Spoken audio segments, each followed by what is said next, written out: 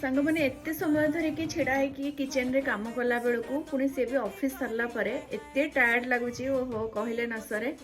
आउ कौन करवा पेट पाई तो सब नाट तो गंडे खाइबा तो रोसे करने को पड़ो परिश्रम करने को पड़ो देखिपे मो अवस्था कौन है तो चलतु किचन रे मुझे देखा मुझे नॉनवेज रे गोटे बहुत ही बढ़िया आइटम बनाऊँ जोटा कि बाहर रेस्टोरेंट रे किंबा माने स्ट्रीट साइड फूड कोर्ट जो सब थाए सेठी खाई थाउ जोटा कि मुझे घरे निजे बनईची तो चलतु देखिबा टन तो मु आज डिनर रे बनईची ग्रिल्ड चिकन टंगड़ी जोटा कि घरे ही बहुत सहज उपाय रे मु बनईची। तो सांग माने देखिले